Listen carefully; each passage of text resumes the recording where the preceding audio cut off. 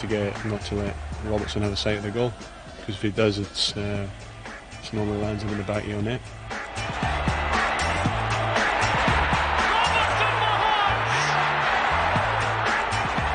He's probably the best finisher I've ever played with, and I was fortunate to play with Kenny Dalglish, Joe Jordan, Derek Johnson, people of that quality.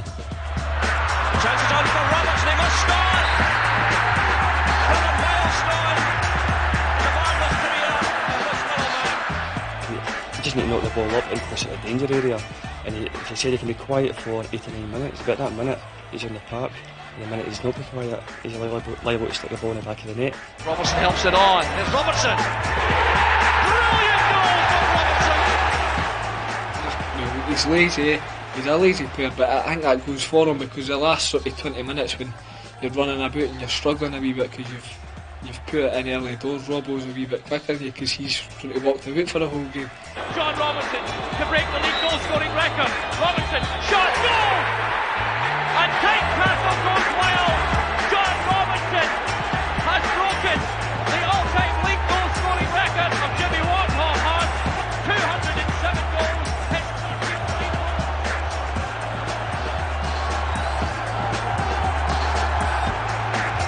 Last season, John Robertson became the greatest striker ever to play for Heart of Midlothian when he broke the record held for 41 years by Jambo legend Jimmy Wardhaugh of 208 league goals.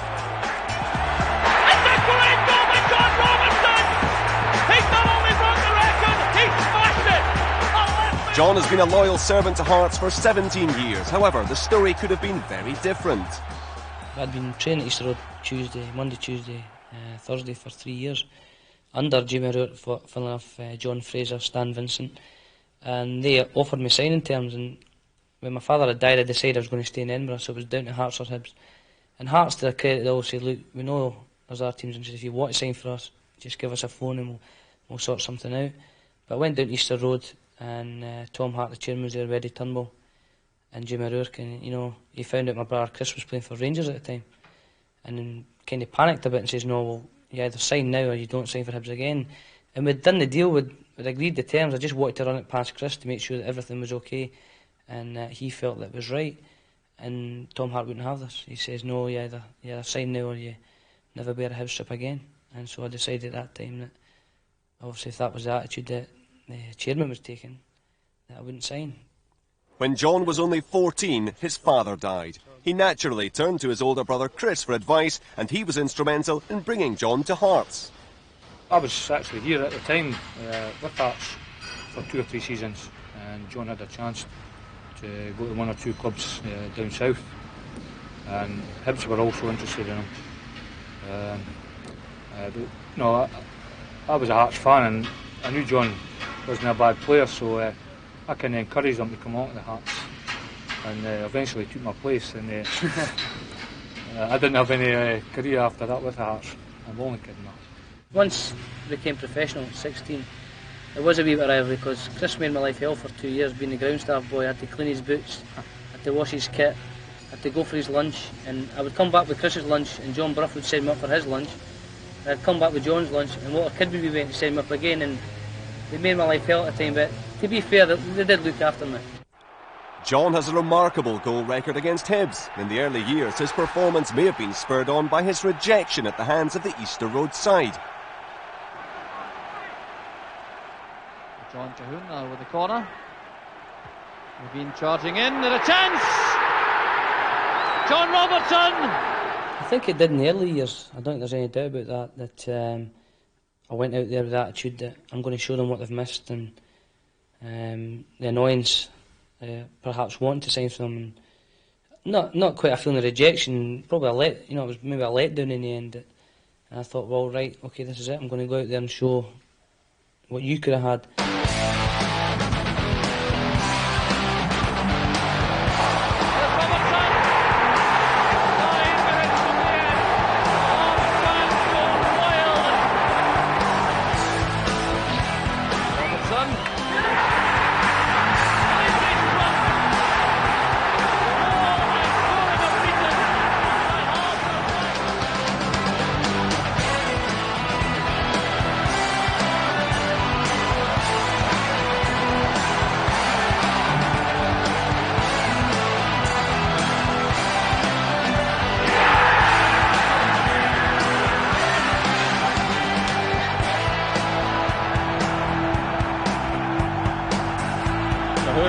Good ball through to Foster, he's got Robertson in the middle. John Robertson! What a goal by Hearts! Oh, that was magnificent play. It's a bit too when I went in the first game, but being realistic, I think I can remember when I was maybe about 10, 11, and he was banging the goals in every week, and obviously he was a hero of mine, and a few of the boys who used to go to the game with, but what I can always remember him with is when he's scoring against Hibs, and he always seemed to score against them, and I think he gave myself and my family and friends a lot of good pleasure every time he scored against them. Myself and Alec MacDonald were basically at Hearts when he first started to come into the first team, and we played a certain way. He was very fortunate in his early career to play with some very good experienced strikers. Jimmy Bone helped him immensely, and then Sandy Clark, and he developed through that. And I think the Hearts have helped him to actually develop as a player by using big strikers that can maybe take some of the pressure off him, and basically use John to the best of his ability. I've played alongside a lot of good players, scored goals alongside a lot of them.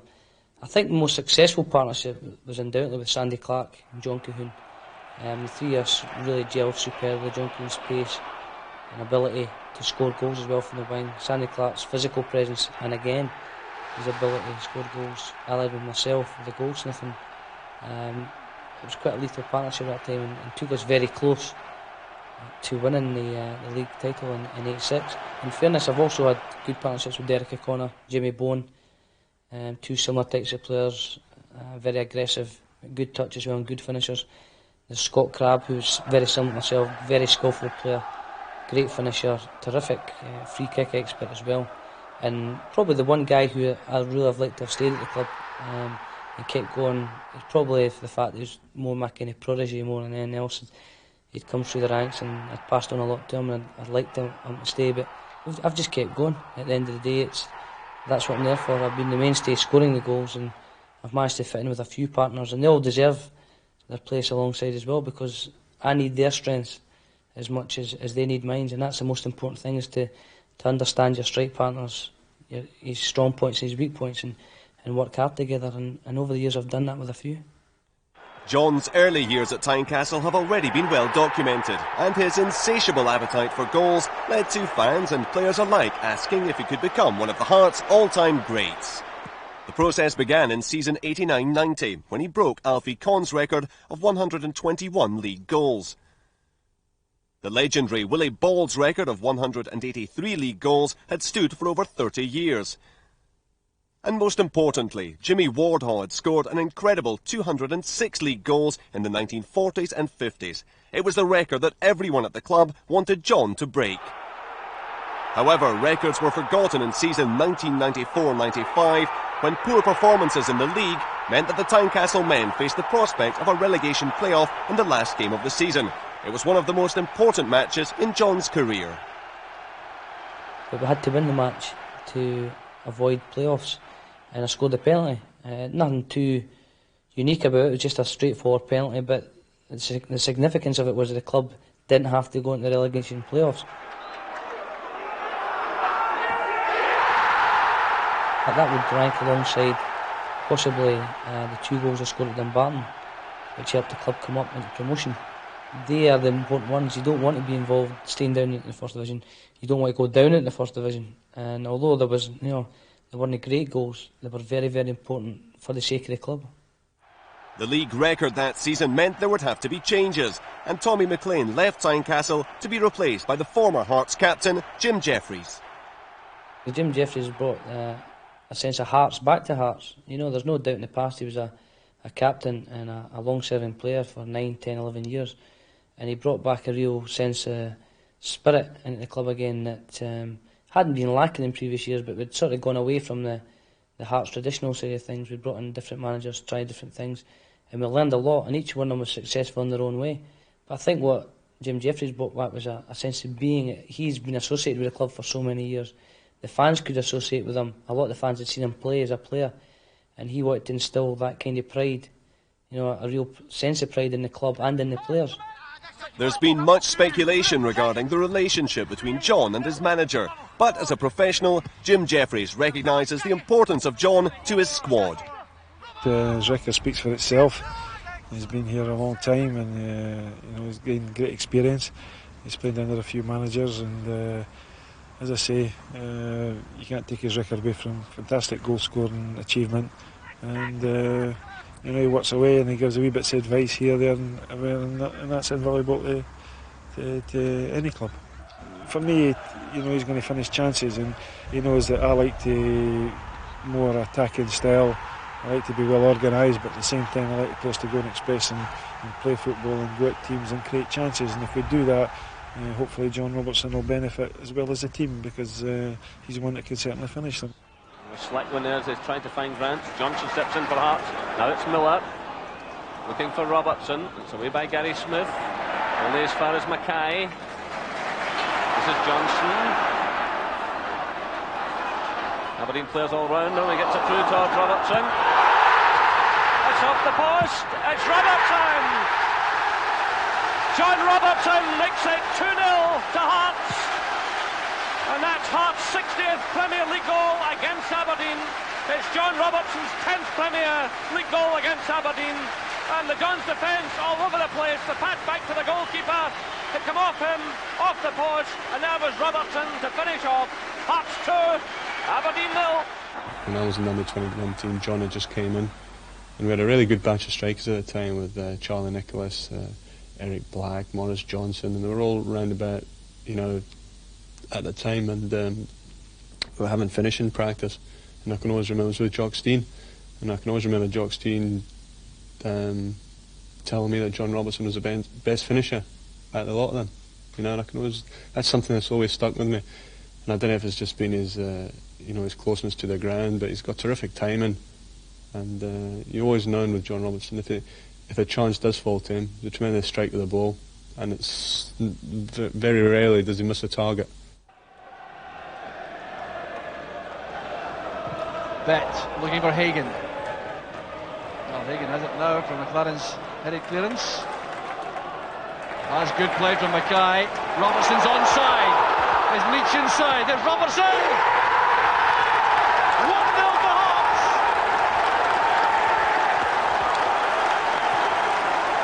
Nine minutes of the first half gone. Jubilation again for the Hearts supporters. And John Robertson gets his 13th goal of the season. Appeals there for offside. He wasn't on line perhaps with McLaren, but this is top-class finishing. Well, Hagan took a poor headed clearance of McLaren. This is an excellent bit of play from Gary Mackay. Superbly shuffling inside. Robertson timed that superbly. He was definitely onside, and the finish left Maxwell helpless. I think on a percentage of chances that John gets, it must be a high percentage that he does score with. I was in the Hearts side, so I can say this. There wasn't a lot of chances created, but if there's maybe 2 or 3 created, basically always Robin only got 1, 2. He was, as I say, he's an excellent finisher. He's a good reader, definitely a good reader of the game, and he is, for his size, he's quite sharp. And that's where obviously John has made his mark in the penalty box. He doesn't need a lot of room to pull the trigger, and as I say, he does it quite well, and he's a good striker of the ball. So anything from 18 yards in normally hits the back of the net. I don't think he scored many goals against me. Touchwood. No, he was always tricky. I don't think John was ever one of the strikers that would ever run away from you. But when you're in the penalty box, there's not that much space, as you know. And in the 6-yard box, there's even less space. I think to be a good striker nowadays, you've got to sort of play over the shoulder of good defenders and sort of just wait for chances to happen. But I mean, you've got to sort of play in between that sort of offside and not offside position, where you're going to get there first for any sort of knockdowns from the goalkeeper or mistakes from the defenders. And John's done that for a number of years now, and it's a good lesson for any young strikers coming through to watch the way John plays. The pass goes astray, and that's McStay for Celtic. Being pursued by Bet, who recovers well.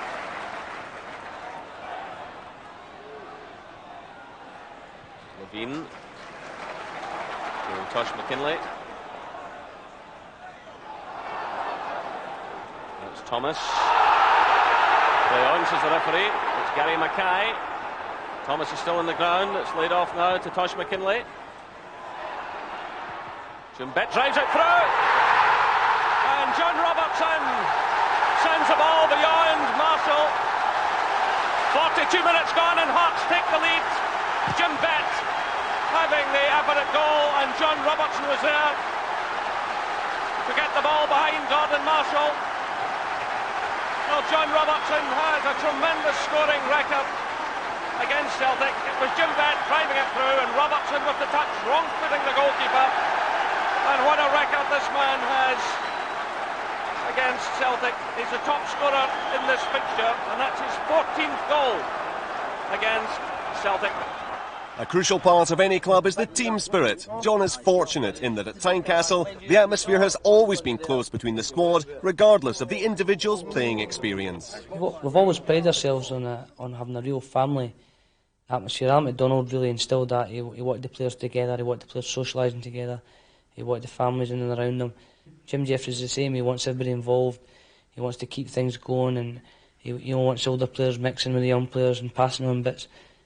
There's always pranks going on, there's always wind-ups going on, somebody's always taking the stick in the dressing room, the jokers are always there. I mean, we've got Pinky and Perky at the moment, Jim Hamilton and Neil McCann, and it's an absolute nightmare. You don't know what they're up to 1 minute for the next. They're up to all the tricks in the world, and they think they're the only two that know them.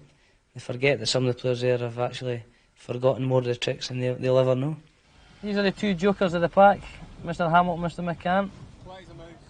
Quiet as a mouse. Probably, mind you, after the performances of late, very, very quiet, the boys. But Neil McCann is going to be the next £1 million player from Hearts. Jim Hamilton is either a £2 million. Jim Hamilton, to coin a phrase from Tony Fitzpatrick, is either a £2 million player or a £2 player.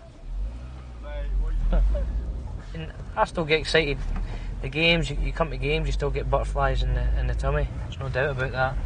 I've been doing it for 17 years, I don't know anything else, and sometimes you dread the day that obviously there's going to be a day when I have to leave Tynecastle. But as soon as you get into the dressing room amongst the lads, the banter starts, etc., that just disappears. You get on with your job. It's the greatest job in the world as far as I'm concerned. Here we go, into the new Tynecastle. You're just going to walk right into a car. Right, we're going to get a wee treat here. One of the young lads happens to be a very good dancer. Can we clear the floor, please? Despite being what is today classed as a senior player, John still has a very good relationship with the less experienced squad members. Right, I'm just trying to put him to the highest test here. Let's go, Mikey. This is going to be a telly. This is what happens here. You always get one here. Let's go, Mikey. Mikey, you're a bit Samson, man. This is an initiation test for young Mikey here. Get yourself in. Give yourself a name. I'm Michael Cameron. I'm just going to give you a little song. It's 911 Body Shaking. Let's go, boys. 1, 2.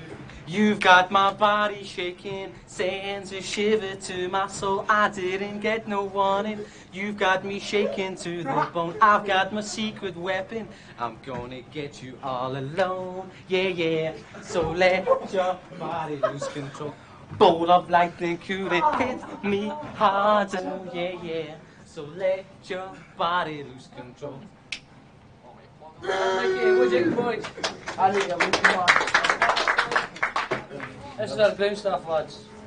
That actually supposed to be working, but as usual, as in every club in the world, lazy. And the boot's done. Good. That's where we're going next, Chrissy boy. What? She's there. Well done, Mikey boy. Thank you. Gary Lock, club captain. Here we go. Here now, okay. How you doing, plumber? Club captain, youngest captain ever, 21-year-old, hopeless.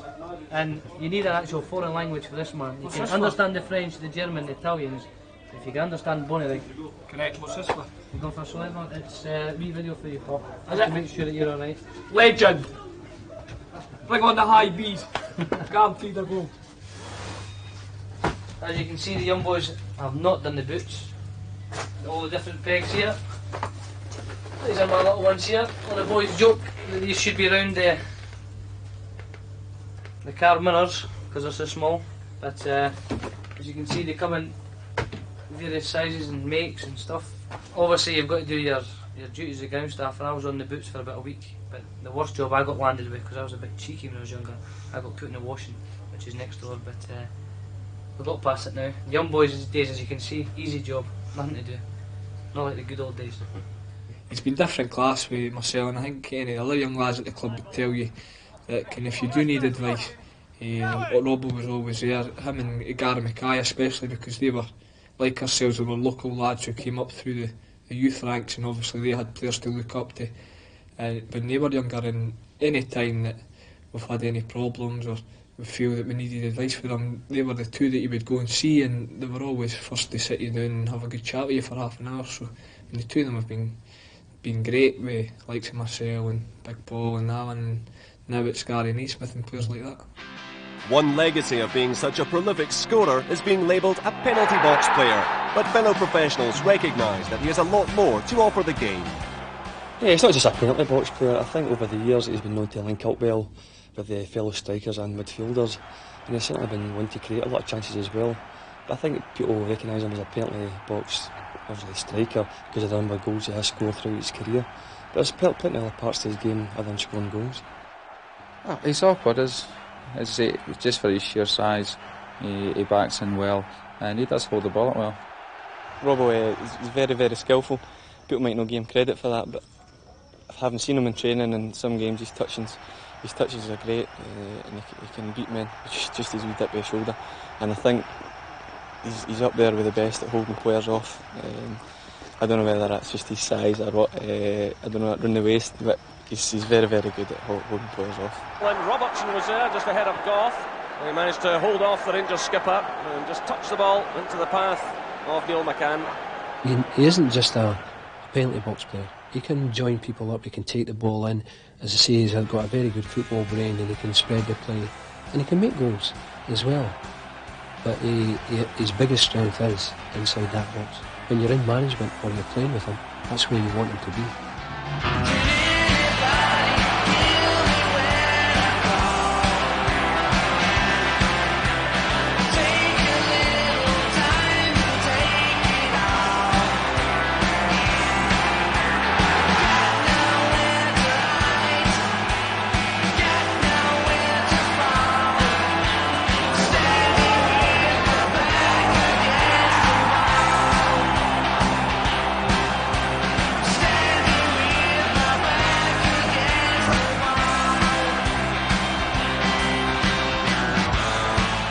1995, John's value in important games was proven yet again when Hearts, led out by his two sons, met Hibs at Easter Road. The previous month, John had equalled Willie Ball's league record of 183 league goals. If Hibs won, they would take second place in the Premier League, but John was again determined to spoil their party. Look at Logan, our sprint coach, seems to think that the bigger the crowd, the better I react. It may well be true. I mean, he winds me up all the time, and unless there's more than 10,000 in the stadium, then I'm not going to go out and play. But I think the reason I've done so well in the big matches is I've tried to, or I feel more relaxed in them, especially the derby games. And there's no big secret. I go out there and relax, and derby games tend to be tense and tight, and there's a lot of mistakes made. So if you can stay relaxed and wait for the mistakes to come along, then more often than not you're going to get a chance. And that's all I've done. I've just, work hard, wait for your chances, and when they come along, take them.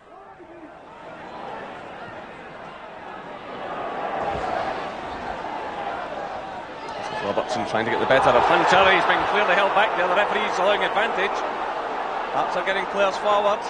This is Lawrence. Twisting and turning, trying to find the opening, and flipping that one over the top.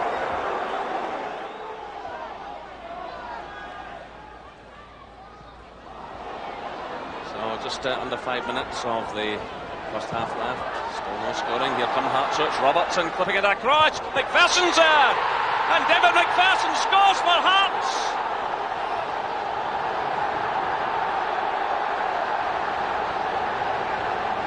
Well, David McPherson lurking at the far post and picking his spot beyond Jim Leighton. Well, John Robertson, who's always such a thorn this Hibs side, providing the cross, and David McPherson not picked up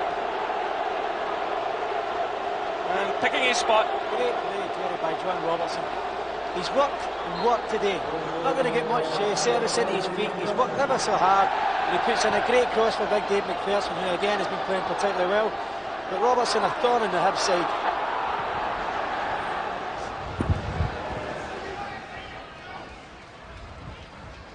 Keith Wright, he does well under pressure. McGinley sends that one through. It's Gareth Evans, and then comes the substitute, and Graham Donald scores the equaliser for Hibernian.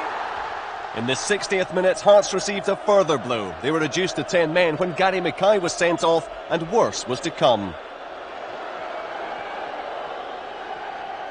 Put into the near post. It's away by Love. Hamilton's there to return it. It's Love again for Hibs. And it way down the Easter Road slope. It's well played by O'Neill. That's what he's better at. And Keith Wright is certainly onside. It's Wright taking on Winnie, teeing it up. And Pat McGinley scores for Hibernian. The game looked lost as it reached the 90th minute, but Hibs still had the danger of Robertson to contend with. And it's deflected for the corner kick. The pressure remains on the Hibernian defence. Well, can 10-man Hearts pull off something dramatic here? In comes a corner. Still not probably cleared, but Love gets it away eventually. And Hibs are getting players forward now. That's a minute of stoppage time played as Nelson plays a high one forward. McPherson's still up there. Little stumble there by John Cahoon. He's showing persistence. He's got the free kick. So Hearts battling right to the end, and some nerves starting to show among the Hibs players. Again, everyone's pushed forward.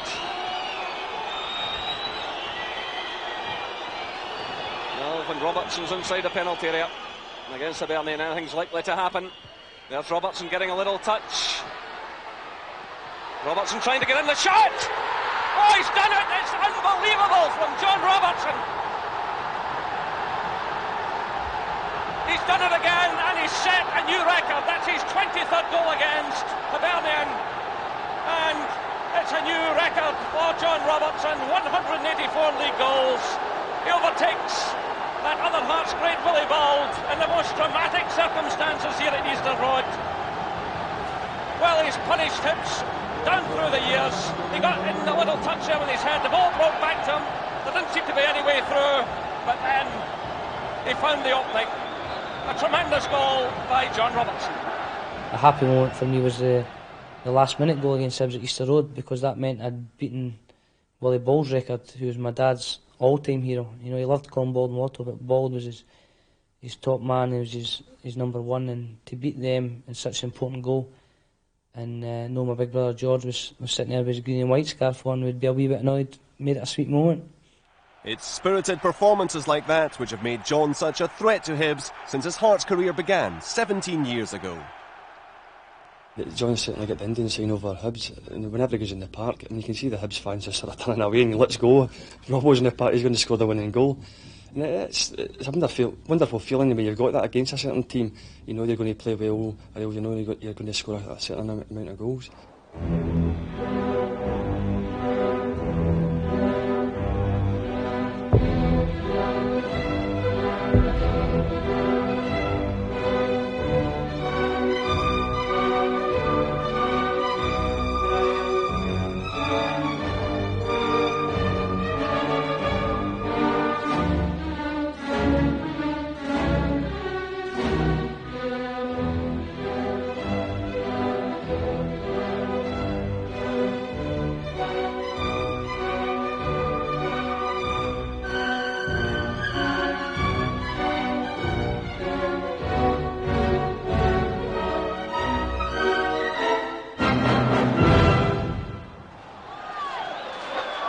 Here's Steve Fulton now with this free kick.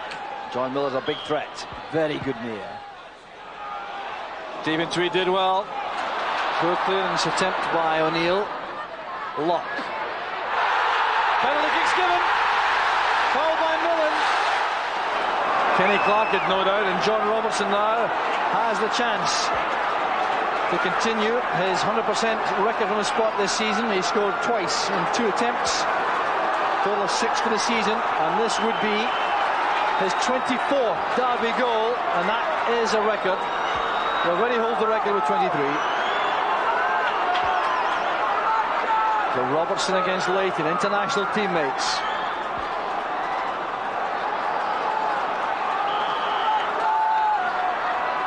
Here comes Robertson. No answer to that. The power was too much for Leighton. It does give us a boost to know that he can score so many goals against them, and I think to a certain extent they must feel that when he's on the bench they're a wee bit at ease, because their support, I don't think many of their supporters will like him, because I mean the goals that he scored against them over the years has been phenomenal. I think he definitely worries sides when he plays against them, and Hibs I don't think are any different. I think they know that his record is absolutely brilliant against them about scoring goals, because he knows that he's going to be in there getting chances, and I think Hibs more than any other team because of the record he has against them. Even if John was perhaps going through a dip in form, when it comes to a match like Hibs, he's going to be almost first on the team sheet because of that effect. When other teams see the name on the team sheet, they know they've got a game ahead. Well, I can remember his first goal here when he came back for Newcastle was against it. He came off the bench and we won 2-1. Right to the far post, up goes Houchin! Well, Hearts deadly from these positions around the box, with Ian Ferguson the main threat. Bannon also deadly with these swerving free kicks. 5 in the wall. Bannon leaves it, there's Ferguson. Now Bannon! There's Collins winning it back for Hibs. Well, that's good play from Collins. Well, running into that ruck of players in maroon and losing possession eventually. There's Ferguson picking out McKinley on the left. Robertson calls to the ball in the middle, up he goes! There's Robertson!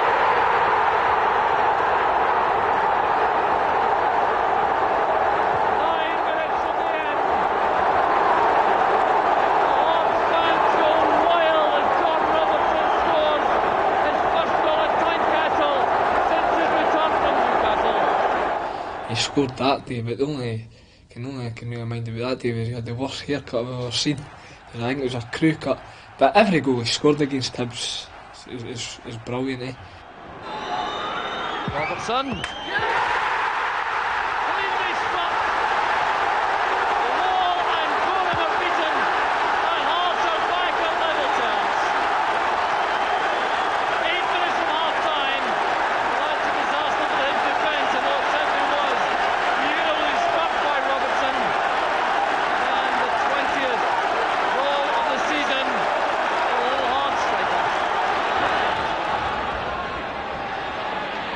On there, the header from Robertson. Hearts go ahead 2 minutes into the second half, and the goal machine called John Robertson.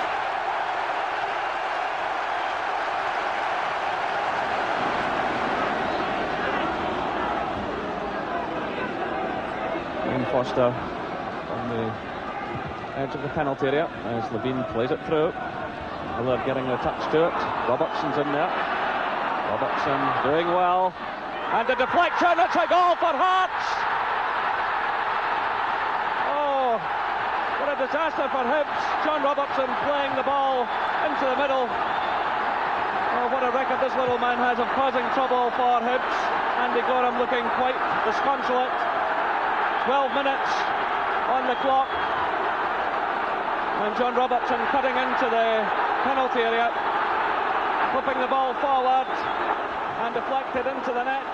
The lifeblood of every club is the fans, and at Tynecastle the supporters are its heart. Naturally, John is a hero to many, but he's keenly aware of the contribution of the rest of the team. I think goal scorers are lucky in that respect, that if you can manage to get a reasonable haul of goals every season, you obviously it's easier to become a fan's favourite, there's no doubt about that. There's times when you see the midfield boys who put in a power of work, the defenders who put in a power of work, don't get anywhere near the amount of praise that they should get. Whereas a striker can have a terrible game and grab a winning goal late on and instantly become the fans' hero and become the fans' favourite. It is a lot easier that way, but know, I hope it's not just my goals, but my general all-round play and enthusiasm that's helped win over the Hearts fans. And if I've enjoyed my career half as much as I have, then it's certainly all been worthwhile as far as I'm concerned. John Robertson for me is the best player I've seen with Hearts. I mean, the goals he scored, his track record against Hibs in the derby, I always had my wager on John Robertson to score the first goal against Hibs, whether it be at Tynecastle or Easter Road. My wager was always on Robertson for the first goal because he was the man to do it.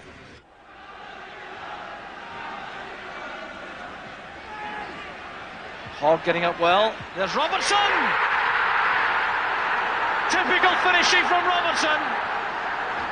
Hearts are ahead in just 4 minutes. Oh, he's got to be up there in a greats, in any of the Hearts great teams, like, you know, like they say that the 50s was a bit for my time. I never seen Cornwall and Wardhaugh, but certainly since then he's by far the best centre forward we've had since the 50s, like, no doubt about it.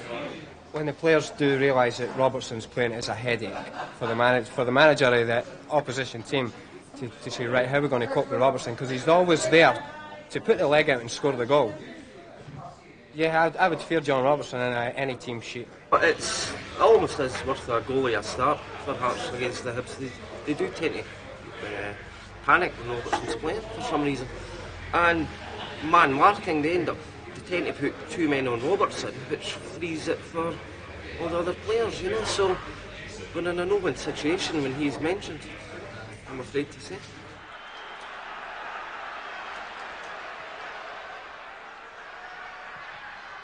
That's another slick one. Well, we know that. Let's have it again now. It's Dow. Jackson.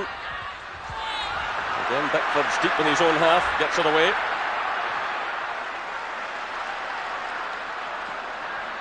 Here's McCann, showing good pace again. The chance is on for Robertson, he must score! Another milestone in the marvellous career of this little man. It's his 25th goal against Hibernian. It's his 250th goal for Hearts. He's absolutely delighted. We can never write you Robbo off. He's always dangerous about the box. And he's popped up again. He's broke our hearts again. Robertson trying to get in the shot! Oh, he's done it! It's unbelievable from John Robertson!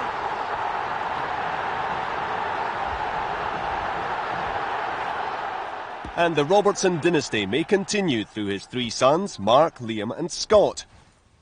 And more bad news for the opposition, his nephew Robbie can play a bit too. Robbie and Mark are, not surprisingly, Hearts fans, but when it comes to choosing their favourite players, Liam has his own ideas.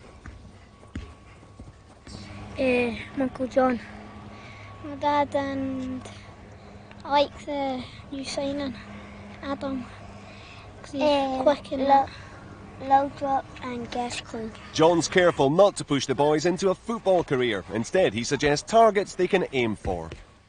He just tells us what to do and we keep on practising and practising. Like when I was 6 he told me to try and get 10 keepy-uppies, but I couldn't, and now I've got 46 as my record.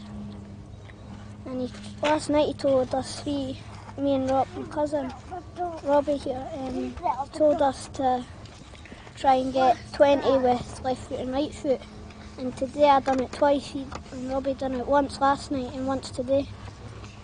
And my wee brother had to do 10 left foot, right foot.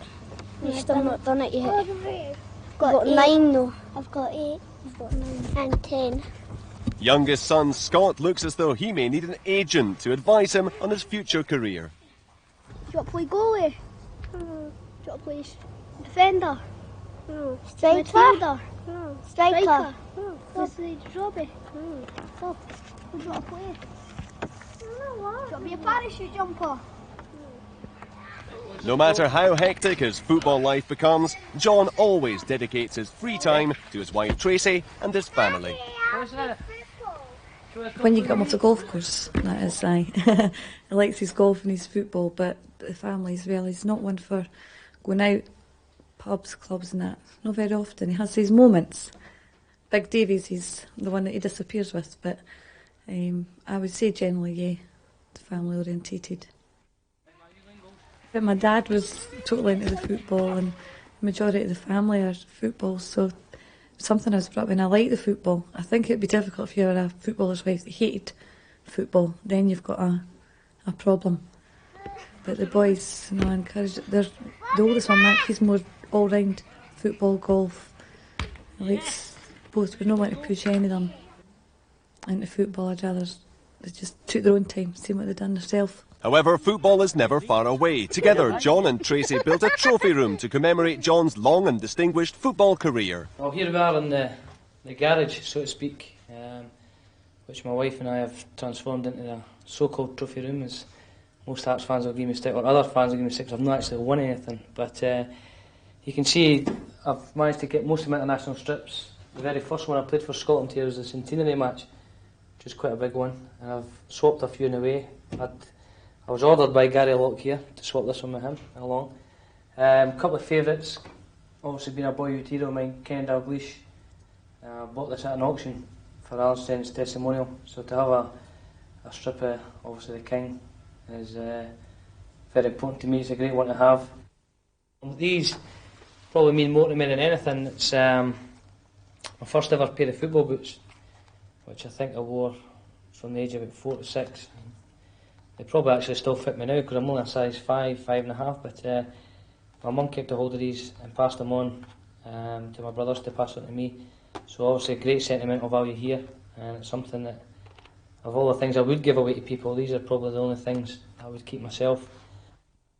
And what we have here is something that I've kept throughout all the years, is different programmes and letters I actually received from clubs I was on trial with as a youngster, obviously Arsenal, making arrangements to come down, the different letters, Blackpool, spent a week down there, Celtic, Leeds United, and Leicester, etc., all the way through. Would send things up to Man City as well. And these are all the arrangements, different bits, Nottingham Forest, stuff, Brian Clough obviously, keeping an eye on young players. And as a youngster, obviously, you're delighted to receive these because it means you're getting there, obviously, again, West Brom, Mr. Robert Jenks, Bobby Jenks, who's now the community officer at Tynecastle of all places. This here is a very important thing as far as I'm concerned. In football, you've got to have certain mottos, and to me, this is one of the biggest mottos I've always based my game on.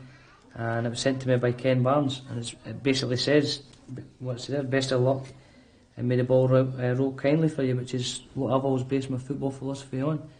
If you get a lucky bounce and the ball goes for you, you'll score a goal. If you get a bad bounce, you obviously miss it, or you could be injured or anything like that. So to me, this was all what my football philosophy is based on, and it emphasises the luck that you actually do need to do well in professional football. Well, over here we have other mementos and trophies that I've actually won. The medals that I have won, or so to speak, I've lost 2 Scottish Cup final runners-up. That's a reserve Cup winners medal, and a Coca-Cola Cup runners-up again.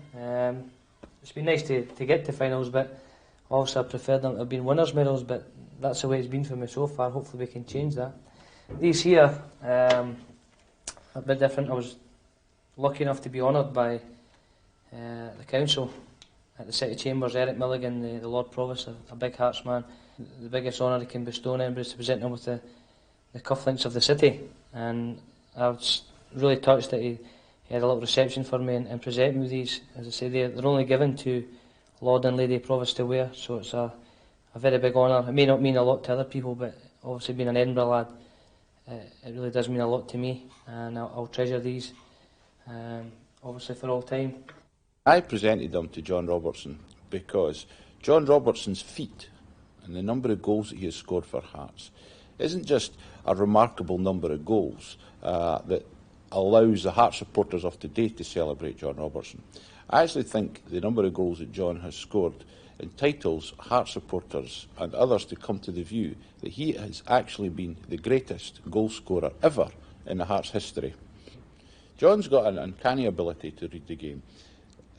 When the ball ricochets in the goal mouth, it always seems to ricochet in John Robertson's direction. And people often say, oh, an awful lot of his goals, he's just rolled them into the net because he's been lucky to be at the right spot at the right time.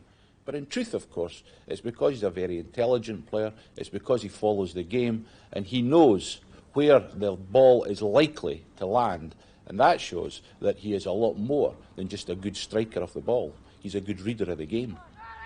At the start of season 1996-97, the one record which John had been striving for, Jimmy Wardhaugh's, was now becoming a real possibility.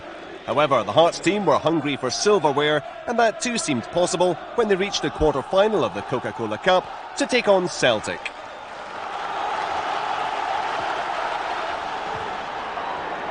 Van Hooijdonk. Salvatore! Wasn't far away.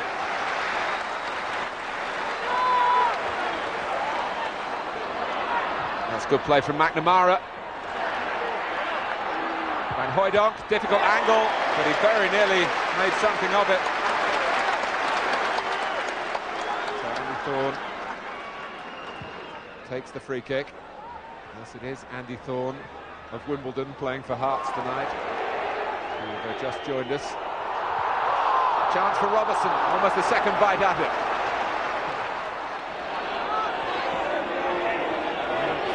Impose their quality on this quarter-final. Celtic now with Van Hooijdonk.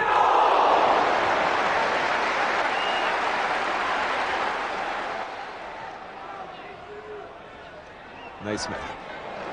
Gary Mackay for 10-man Hearts. Cameron!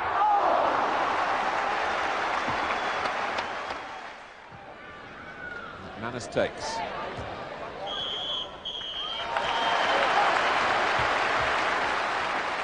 Despite being reduced to 10 men after Stefano Salvatore was ordered off, Hearts had survived for 90 minutes. In the interval time, Hearts fans were willing John on to help his team to qualify in his own unique way.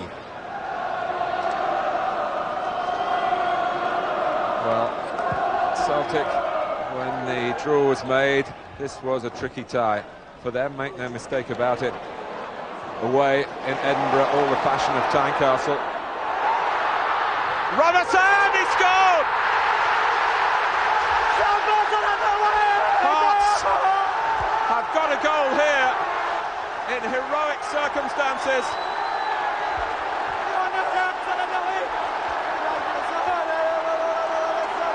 That brilliant strike with only 10 minutes to go ensured a place in the semis, where Hearts overcame Dundee by 3-1. It meant that Hearts would meet league champions Rangers in the final.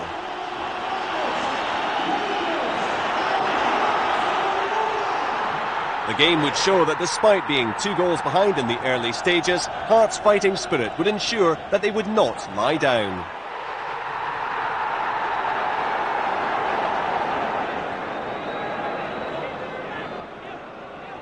There's a good back here, and here's Mackay. Great ball in, Pye wandering square. Corner kick's given.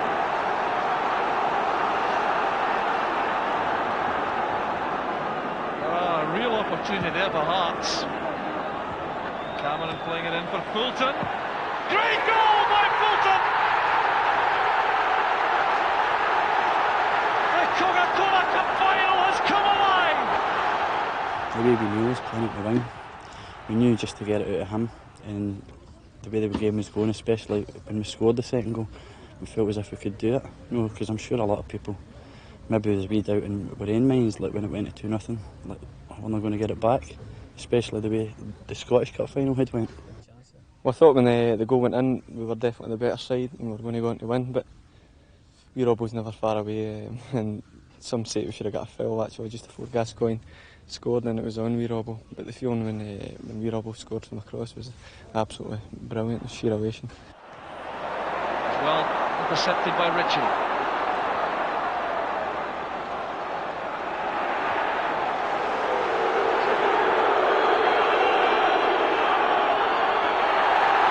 Great play again by McCann! Robertson for Hearts!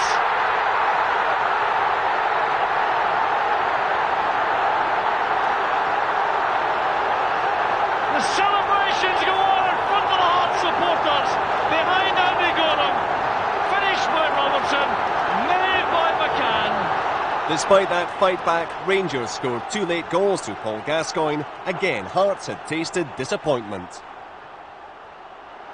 I must admit, at 2-2, I thought we had a real chance of winning the trophy, and the 5 minutes after that as well, we were well on top. We had Rangers on the back foot, but then Paul Gascoigne, that's why Rangers paid 4.3 million or something for him.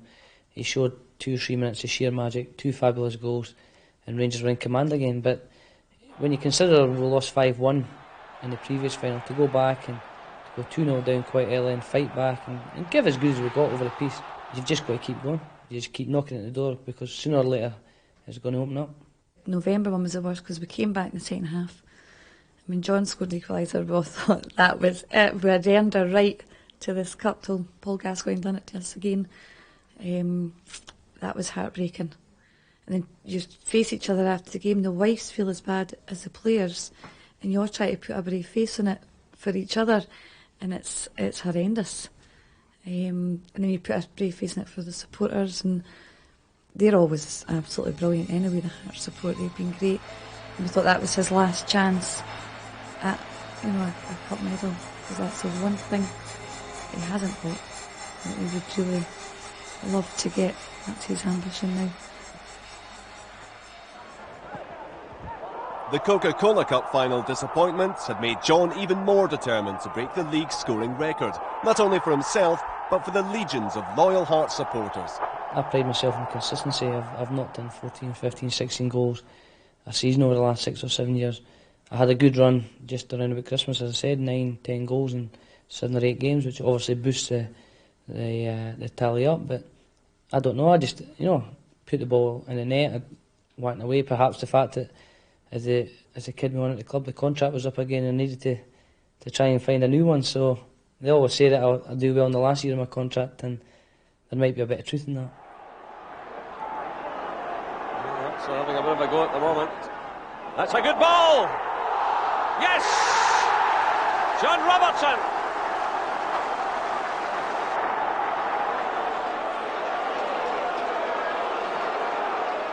John reached yet another milestone when he scored his 200th league goal against Dunfermline on Boxing Day.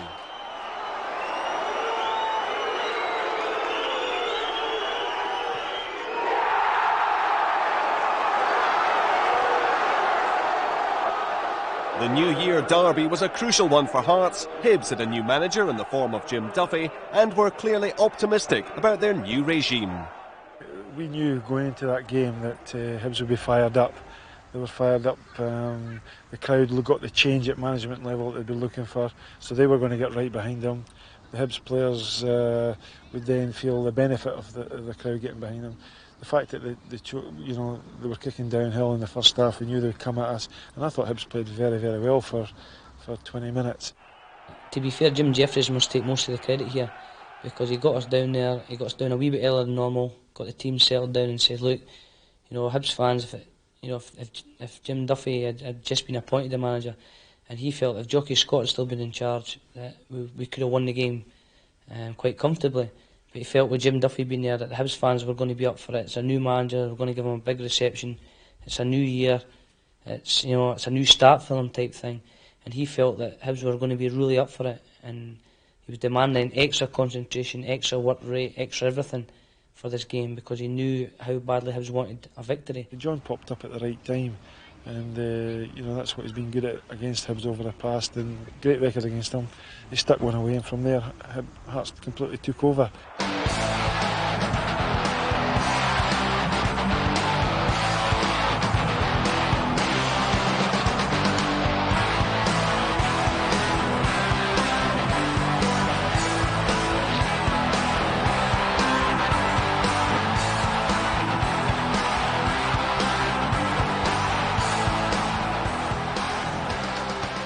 Real icing on the cake was when John was able to score what was a typical Robertson goal just about 10-15 minutes before the interval to really put Hibs into serious problems, and as everyone knows we went on to win that game 4-0, so that was a most important goal and a great way to start the year.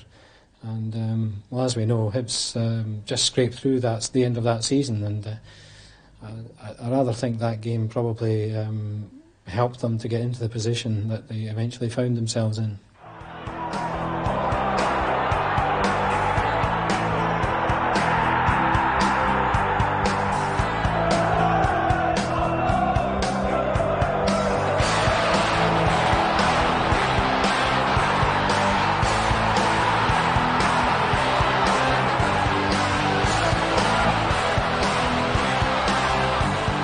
January, John was within 1 goal of equalling Wardhaugh's record, but at that crucial time, he suffered an injury which threatened to thwart his goal. An added pressure with only 3 games to go was that John's contract was due for renewal at the end of the season. Time was rapidly running out. I picked up a groin injury originally and I missed 2 or 3 matches, came back for one and aggravated it again and missed another 2 or 3 games. And by that time, suddenly with having 11 league games to beat the record, I only had 4 on 5. And then I picked up a niggling knee injury that required surgery, and all of a sudden it was down to the last 4 games. And it was really, really frustrating at that time because the fans were willing to do it. They wanted it done before the end of the season. The season was not petering out because we were still chasing a European slot with Dundee United, but they wanted it done, and the games were running out thick and fast. And I must admit I wasn't the easiest person to live with at that time. Here's Cameron. Robertson making a run inside him. That's a good pass. Here's Robertson. First touch let him down. That was an excellent chance by top level standards, and one what John Robertson would expect to do much better with. Because the harder I was trying, the worse it gets. And although there are, as I mentioned earlier, runs in the league where you score goals and can't miss, there's also the droughts that go with it, 4, 5, 6 games, and that was exactly what was in it at that moment in time, and I didn't think I was going to get there. After weeks of waiting, the opportunity finally came against Dunfermline in the 3rd last game of the season. He was nervous, thought he was going to get a new contract with the Hearts, so his chance of beating the record was slipping away. He was a bit difficult to live with, I would say.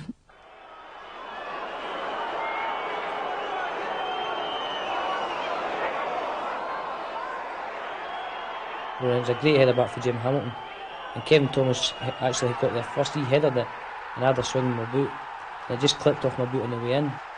And to be fair, the ball hit me rather than me hitting the ball, to be perfectly truthful, but I knew I had the touch and I wasn't hanging about to dispute it. It was the first time I managed to pull off a surprise party that he thought it would be the following week, but he didn't expect it that night. He came round the corner with Neil Poynton and Big Davy and thought it was my neighbour that was having the party, with a 17-foot banner across the front of the house for him that John's friend had done, and the red carpet, and Simple the Dice playing in the background, and Gary Mackay's dad doing a wee speech to him, and as many of the old Hearts team as we could get that could manage were there. John equalled Jimmy Wardhaugh's record of 206 goals against Dunfermline, but drew a blank the next week against Dundee United. His final chance came against Rangers in the last match of the season, and in recognition of equalling the record, a presentation was made to John before the game. It meant a lot. There was 3 presentations, and obviously the first one came from my family, and Tracy's family. They decided that to mark the equalling the record, that they were going to present me with a beautiful crystal ball that my father-in-law got made for me. I was very touched for that, because sometimes you take your family for granted and you think they're just watching the games, but they were really chuffed, so to speak, with my achievement as well. And then obviously I got a beautiful vase from the club to mark it, because they were willing one. I think it was dusty by the time I got it. They'd had it for a few weeks, but I was delighted that was there. And the fact that on the day that Rangers they saw it fitting to give a reward as well, which again shows you that other people notice things that go on. I was really touched the fact that Rangers took time out to honour me as well. And as I say, it was a great start to the game, and that really sort of got me going with the hope that I could go out against Rangers and try and get the final goal to break the record. And obviously my chances were boosted when Walter told me that half his team were still recovering from the hangover, so I thought this might be the day. Petrie's letting in John Robertson. This is a chance. That looks like a penalty. It is. I knew that this was the moment that everybody was waiting on, and I put the ball on the spot, and I decided myself that I was just going to hammer it down the middle.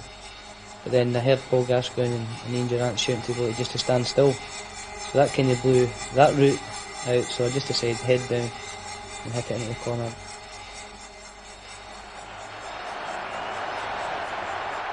Robertson, shot, goal!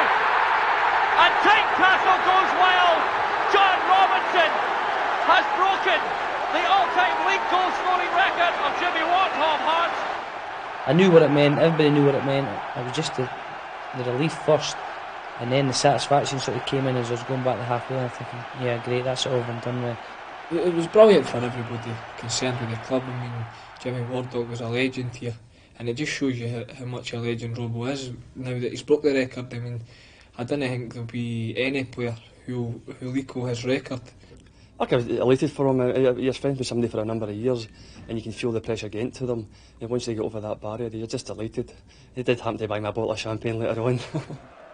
If John's first goal was memorable as the record breaker, his second will be long remembered for proving his sheer football ability and style. John Robertson again, persistence, chance to run at Joachim Björklund. He's inside of Robertson. This is a chance for a goal. Robertson! It's a great goal by John Robertson! He's not only broke the record, he's smashed it! Typical strikers, you've not scored for a couple of games, you get a goal and all of a sudden you can't miss. And I went in a wee bit of amazing and put the second goal away, which I don't think anybody's ever seen John Robertson run so far with the ball.